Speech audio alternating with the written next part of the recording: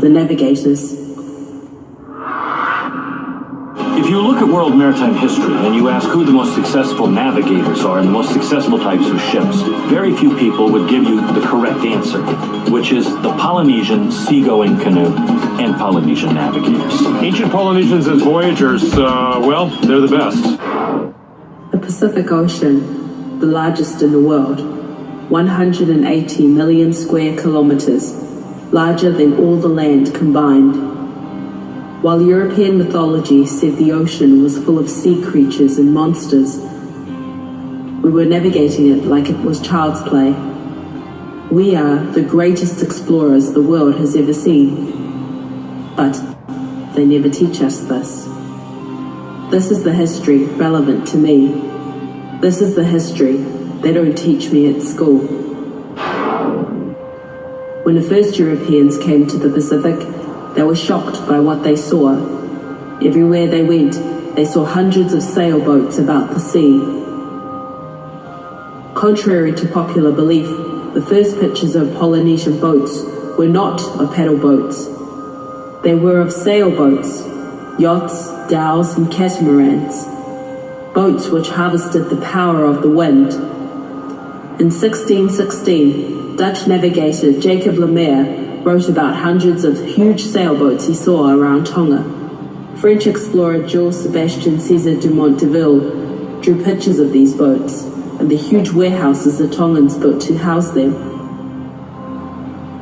2,000 miles away in Tahiti, Captain James Cook wrote about how he saw sailboats everywhere, including Va'a bigger than his own ship. 3,000 miles away in Hawaii, Cook encountered over hundreds of different sailboats as far as the eye could see. In Samoa, French explorer Louis Antoine de Bougainville was so astounded by the number of sailboats and sailability that he named Samoa the Islands of the Navigators. Every Pacific island was bursting with sailing.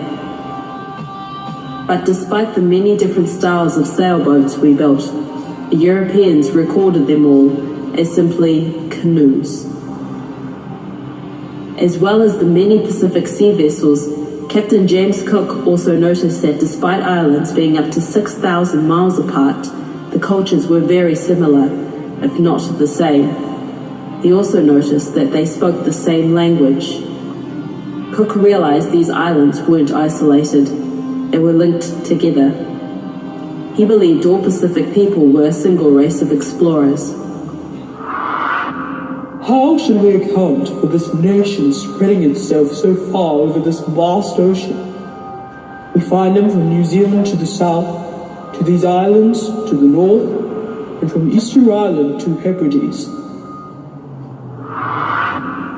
Tahitians, Maori, Hawaiians, Tongans, Niueans, Samoans, Fijians, Polynesians, Micronesians, Melanesians, all a single genius race of navigators.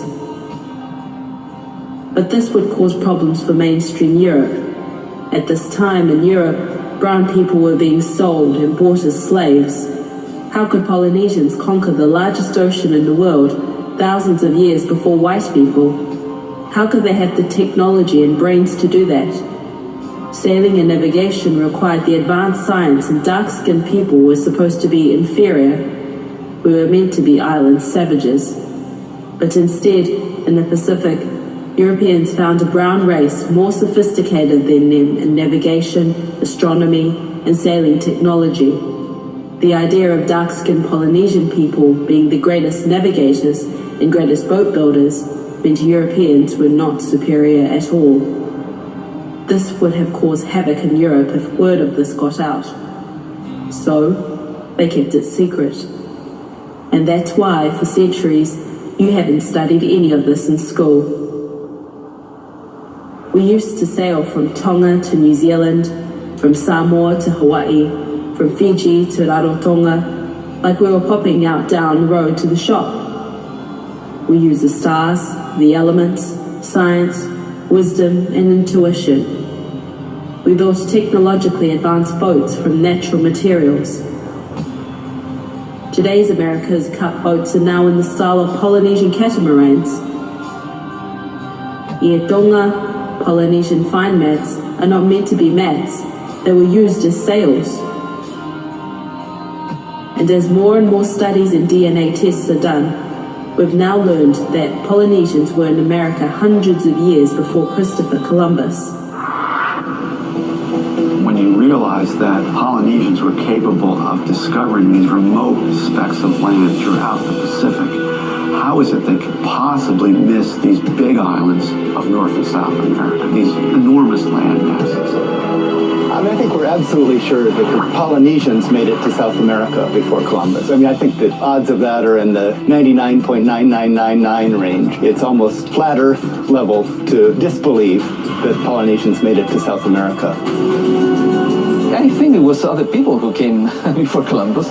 We know it was Polynesian. They went moving eastward, and the only possible end for this exploration was the South American coastline. But they never tell us this. Our history does not begin with missionaries calling us savages.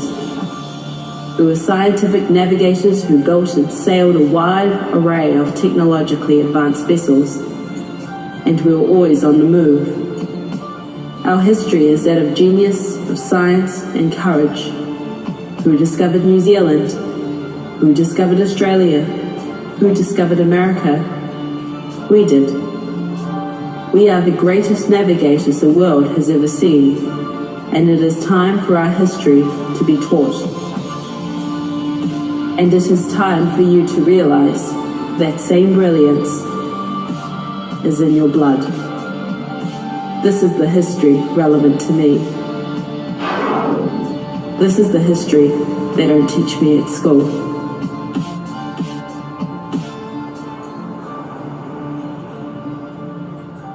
It's important to realize that their voyages were explicit voyages of discovery. This isn't a matter of lost canoes or people running away from wars or anything like that. I think it's important that we recognize that some of these pre-contact people had tremendous capabilities. We need to spread what we find more widely. We need to tell people more about what we're finding. We need to rewrite those history books and get it out. What happened? Why does no one today know how to navigate?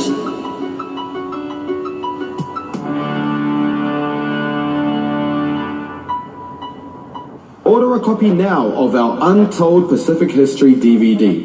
Email us, orders@everyoneforsamoa.com. But remember, this is for all islands and the people of the Pacific. It will change the way you look at your history, which will change the way you look towards your future. Order now.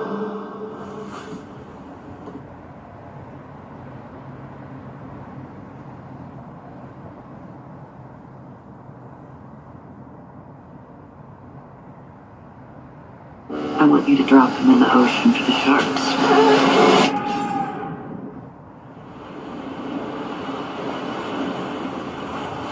Around here, I like to say, everybody knows everything. What if the truth was, nobody knows anything? I got a feeling today is the day. Today's the day. I can feel him this time. I can feel him.